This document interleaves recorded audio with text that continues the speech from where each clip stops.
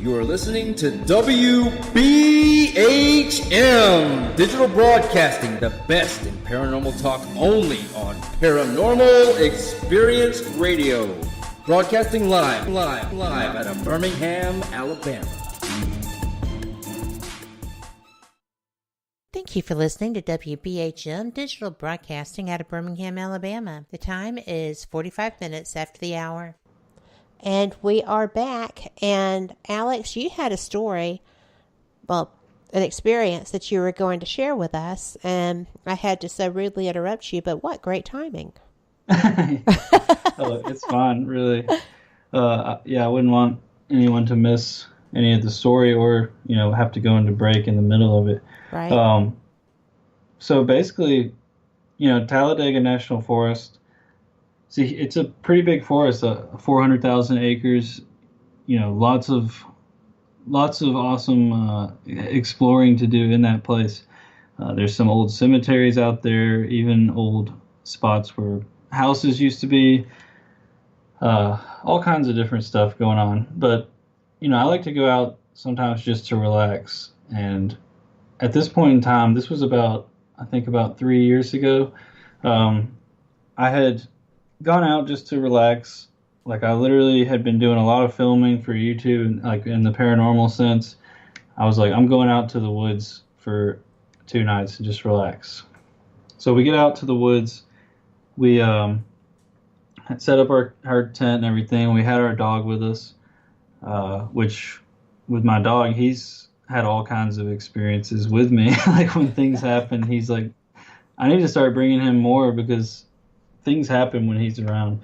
So we were out there, and it was weird. This will play into the story later, but I'm going to go ahead and tell it now what happened. I had been joking about that there was a witch that was out there, and I was like playing a joke on my friend who was with me, and I'm like, there's a witch that lived out here and everything, and I kind of like went off and like hid behind a tree, like, and I acted like I was going to get wood, and then we were just playing jokes like that, and then I would like wait for them to be looking for me, and then I would jump out or things like that.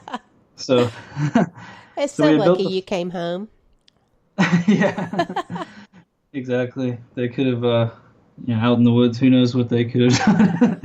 But so we get in the tent, we're just relaxing with the dog, and then the dog starts barking, and we look up and see these 2 little blue strobing lights, and they start flying toward our tent, and one of them flies and lands right beside the tent, and it like dims its light down, and I couldn't see it for a second, and then I noticed where it was, and I whispered, I was like, there it is, because we were like, what are these things, so I whispered, there it is, and it like darts up and jumps off and flies, and they both flew away very quickly, and the way they flew, like, you could tell they were very precise with how they fly. Wow. So we're like blown away. We're like, what was that? Like, that was so weird. Well, anyway, after talking about it for a minute, we go back, lay down, start trying to go back to sleep, and the dog starts barking again, and we look up, and there was literally six or seven of these things hovering outside the tent. These blue strobing. Oh my gosh, they went and got friends? Yeah, and they like brought them back. And I remember feeling like almost this sense of like, I felt like this total calmness and like euphoric sense. It was really weird. Like, it literally almost felt like I was in a dream or something, but like I was literally sitting right there staring at these things. My dog's barking at them. My friend saw them too. We immediately packed up the next day and ran straight to the internet trying to figure out what kind of insects in Alabama have like a blue light like that. We couldn't find anything. We found something about these beetles that are bioluminescent, but it wasn't the same light we saw. It wasn't the same at all. Like, because I saw its wings too. It had wings, and they were like a translucent. It looked like butterfly mixed with dragonfly wings. So I have. We went up to Books, Beans, and Candles, which is like the local metaphysical shop, and we were asking Mitchell there, who runs the shop, like what he thought about it. And so, he brought up the Fae, and that maybe it was the Fae, and that they could come in all different kinds of. That's what I was going to suggest. That I have friends who go to Ruffner Mountain for fairies. Mm-hmm. So I've never experienced that, but a lot of people haven't experienced a full body apparition either. Right? Yeah. So Exactly, and so here's where it gets even more interesting. I hadn't even met Jonathan Odom at this point, but after I met Jonathan, we would be out. He would come out. I'd be out at Talladega. He'd come out, and we'd just talk sometimes, and just talk about different things we'd experienced in the forest. And one night he's telling me that these two ladies actually saw something similar. It was a red light, though, but something very similar. They called it fairies. And then he tells me that supposedly there's a lady who lived up there in the same area we were camping near. It's near High Falls, is what it's called. That they called like the fairy whisperer, and she was like some type of like green witch that lived out there. So I thought it was kind of weird that I had been joking about the witch, and that there were supposedly it was just like all this stuff, just synchronicities and things coming together. So then I started digging into the Fae of the southern United States, and seeing what I could find. And actually, I found some other people who had seen similar things, like the blue lights, which similar to a will-o-wisp. That has been described in history as part of the Fae realm. yes. And coming across these different sightings and people having strange encounters with little, like almost like little goblin or elf-like creatures, and little, what they call the little people. Finding out about the Native Americans having stories about them, and then starting to put the connections, and I've seen other people talk about it as well, just with those and the Bigfoot. They have to know about each other. If they're both they live in the woods. Some people even think that they're protectors of the woods and things like that. Yes. So it's just some really cool stuff to think about. Well, it especially, is. yeah, when you've seen it too. I mean, like I've seen it with my own eyes, so it's hard for me to not believe in it. I agree, because I had an experience with Kim and some other people from our team, but Kim was the primary person who didn't know about elementals or about other things of that nature. And I still struggle with the Fae. I'm sorry. I try so hard. I'm afraid that I am going to need to experience that, because I want to. If they're there, I want to experience them. And I think that might be the primary reason I haven't yet. Yeah. But, when you talk about protectors, there's all kinds of protectors of the earth. Mm-hmm. So I know at break we were talking about elementals too.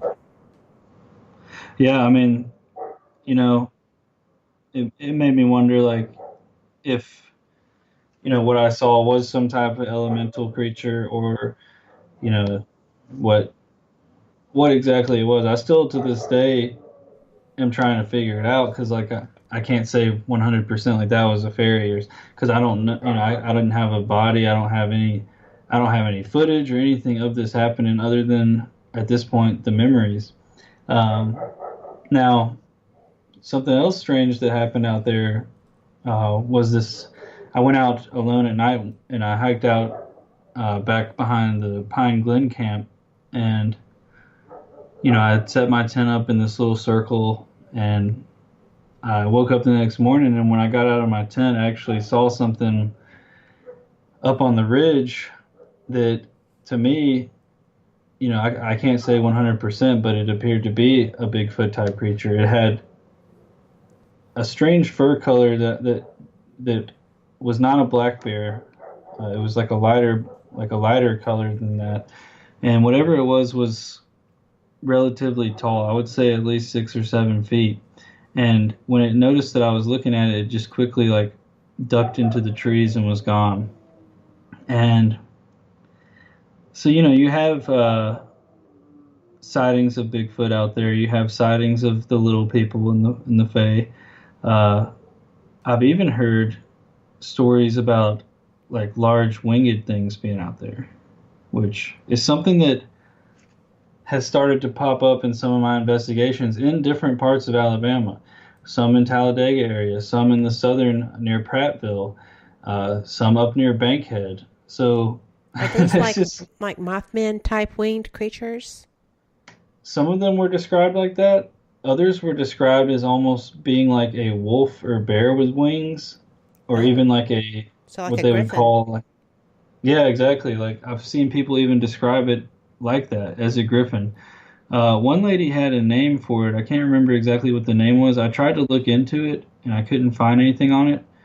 Uh, but like I said, these are some things that you can't just go find online. You have to kind of dig into the community and talk to locals and actually hear these stories from the locals, which is just insane. Because like John Keel and he had talked about these certain areas that are like where the Mothman was in Point Pleasant. Like it's like some type of gateway or some type of just place where a lot of these things can come through, almost where like dimensions, you know, uh, cross over each other or something like that. And there's like Yeah, a it's like portals of some type or landing areas or something. exactly. And I'm like wondering, what creates that area, or because you'll have even in Alabama, we have certain areas. I noticed around Tuscaloosa, near where the big mounds are. Hmm. I noticed online I could find a lot of sightings of Bigfoot around Tuscaloosa County. And there's a little, if you go to the MUFON UFO map, I believe there was similar, UFO sightings around that area. Of course, in the cities you have a lot.